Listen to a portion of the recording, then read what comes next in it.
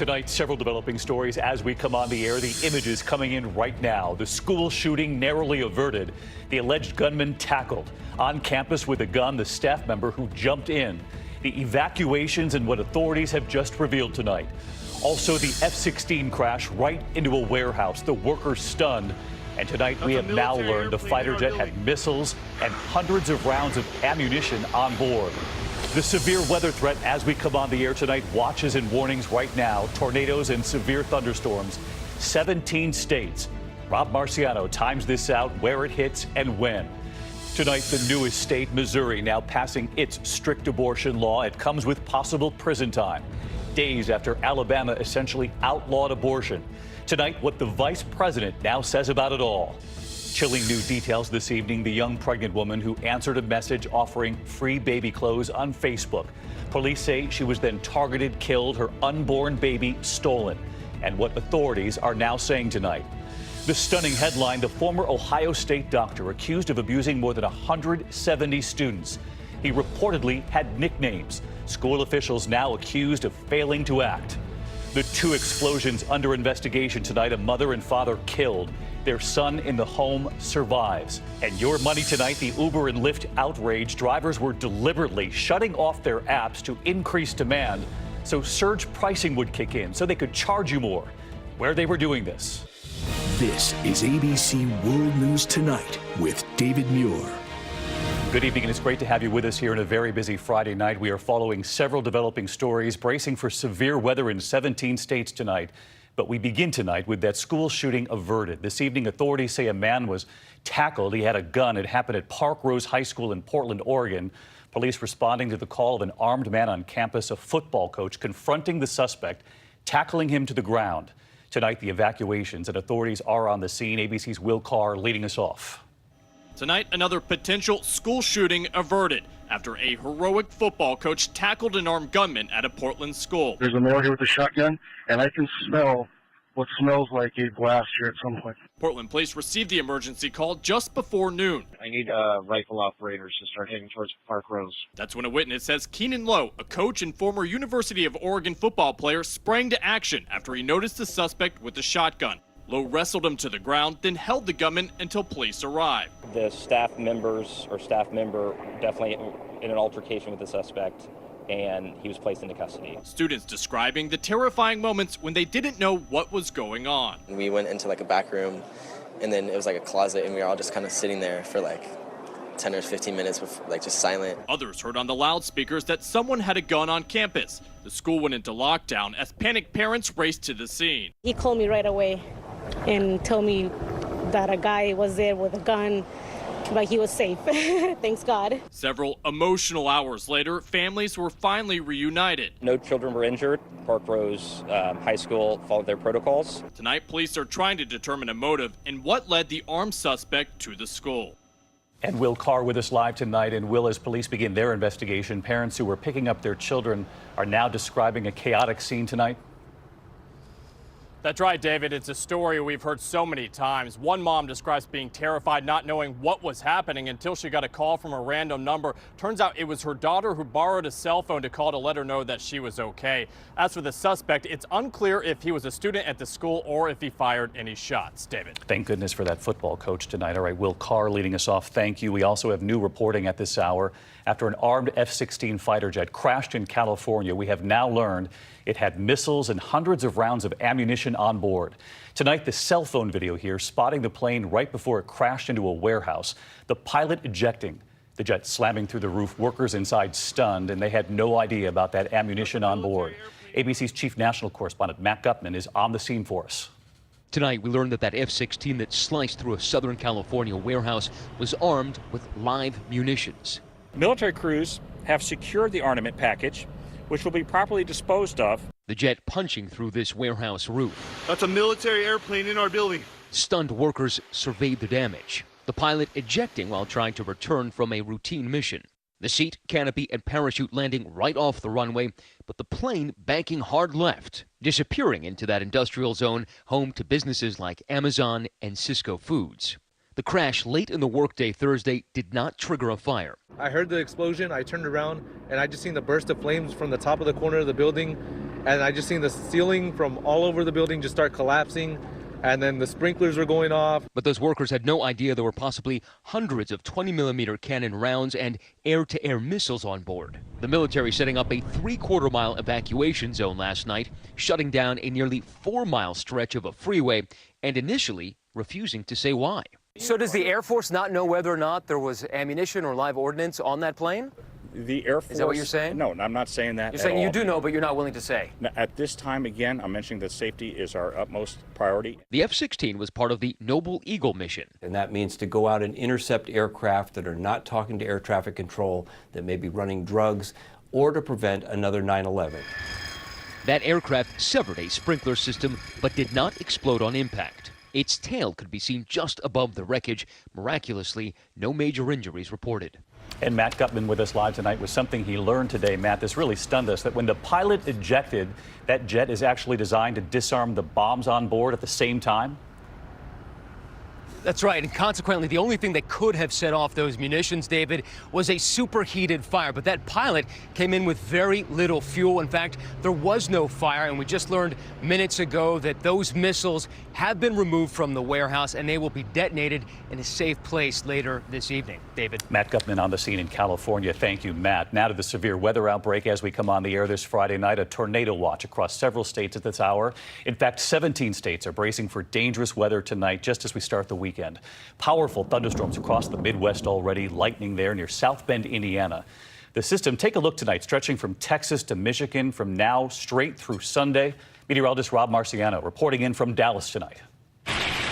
Tonight, a massive multi-day severe weather outbreak begins its march across the heartland with hail hammering drivers on Interstate 25. From Colorado to Michigan, a nearly 800,000 square mile swath of the country bracing for tornadoes, hail, damaging winds, and flash floods over the next several days. In Kansas, officials releasing more than 2 billion gallons of water from El Dorado Lake. It's already overflowing, and they're bracing for more rain. Overnight, a taste of what's to come. Over 100 reports of severe weather, lightning crawling across the skies over Iowa, a flying section of roof sparking power lines. Outside a store in Indianapolis. Hamilton County, Indiana, 70-mile-per-hour winds blowing out transformers and downing trees. Oh my God! Golf ball-size hail trapping this couple in their car in East Illinois. That's all hail! The winter-like system hammered the west, bringing feet of snow to Squaw Valley and major flooding to Spokane. Intense weather over the next several days. Let's get right to Rob in Dallas with the forecast. He's tracking it. Hey, Rob.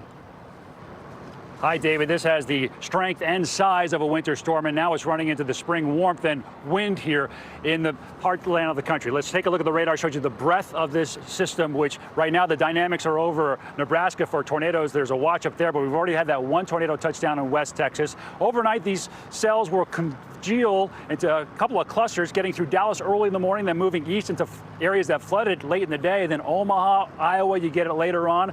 During the day on Sunday, it's Chicago, it's Cincinnati, it's Memphis, and then Monday we reset this pattern, a relentless pattern that is, especially here in Texas. David? All right, a difficult weekend ahead. Rob Marciano, thank you. Now to the major new headline tonight in America's growing battle over abortion.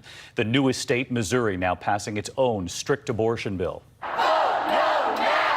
Protesters erupting inside the state capitol, the bill banning nearly all abortions after 8 weeks of pregnancy. It includes possible prison time.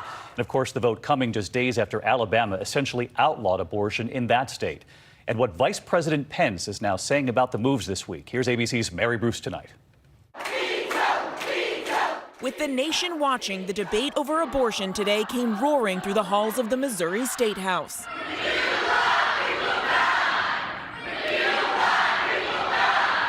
But tonight, the governor is ready to sign the bill banning abortion after 8 weeks. Doctors could face up to 15 years in prison. Missouri is taking a stand. Missouri stands for the unborn. There are exceptions when the mother's life is in danger, but none for cases of rape or incest. This gives more rights to the rapist than it does to the mother. But Republican Barry Hovis, a former police officer, said he opposed the exception in part because many sexual assaults are date rapes and what he called consensual rapes. Because most of my rapes were not the gentleman jumping out of the bushes that nobody had ever met. That was 1 or 2 times out of 100. Most of them were date rapes or consensual rapes, which were all terrible. But I'd sat in court when juries would struggle with those type of situations where it was a he said, she said. He later said he misspoke, but opponents were quick to shoot him down. But let me say this right here and right now. There is no such thing as consensual rape.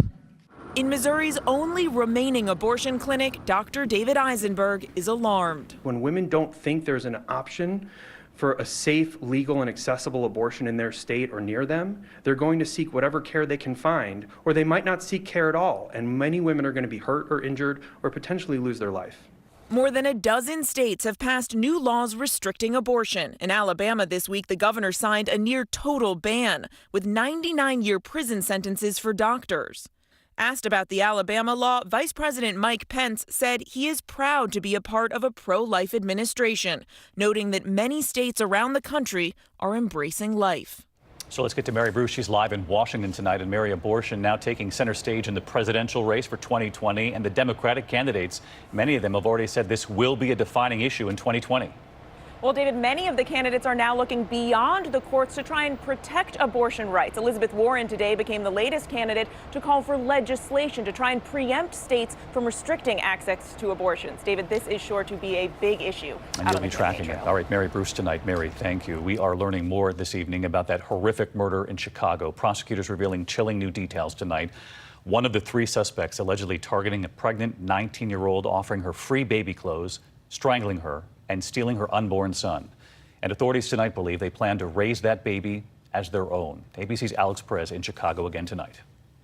Tonight, a judge in Chicago ordering the defendants accused in the brutal murder of pregnant 19-year-old Marlene Ochoa Lopez held without bond. Prosecutors describing in chilling detail how Clarissa Figueroa allegedly wanted to kill the young mother for weeks, enlisting her daughter, Desiree. Defendant Clarissa told defendant Desiree that she needed help killing a pregnant woman and taking a baby.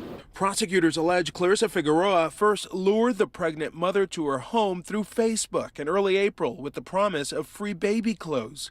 But they say the daughter's boyfriend threatened to call police if they went through with the plan. Ochoa Lopez returning for clothes 3 weeks later when police say Figueroa strangled her and removed the baby from her body. Moments later, that call to 911 about a woman who had just given birth. The baby isn't breathing. The baby is pale and blue. They're doing CPR. Tonight, Ochoa Lopez's family demanding justice. His family is living through a nightmare. Today, there is only one message that the family has: justice for Marlene. And David, the baby boy is hospitalized in grave condition. His family tonight asking for everyone's prayers. David? Everyone pulling for that baby. Alex, thank you. Now to the disturbing new headline about abuse allegations at Ohio State University tonight. A new report accusing a former team doctor of sexually abusing more than 170 athletes over 20 years. And did some university officials fail to act? Here's ABC's Whit Johnson. Tonight, the president of Ohio State University calling the report shocking and painful. The investigation into team doctor Richard Strauss finding that he sexually abused at least 177 male students and that college officials knew for decades but failed to act. This is relief and validation of what we've been saying for a year and a half. The report detailing abuse between 1979 and 1996, victims alleging they were groped and touched inappropriately during exams, calling the abuse an open secret, students giving Strauss nicknames. He was never officially disciplined, retiring in 1998, then dying by suicide in 2005. That doctor's dead now. OSU robbed me of my ability to ever have closure with him. I'm a survivor. Some victims saying they were inspired by the brave women who spoke out against USA Gymnastics doctor and serial abuser, Dr. Larry Nassar. Today, OSU calling its failure to protect students unacceptable. We have complete sympathy and empathy for the survivors. I mean, our hearts go out to them. David, a number of victims are now suing Ohio State University, OSU offering to help by paying for professional counseling. It's also unveiling a long list of changes at the university to help prevent abuse like this from ever happening again.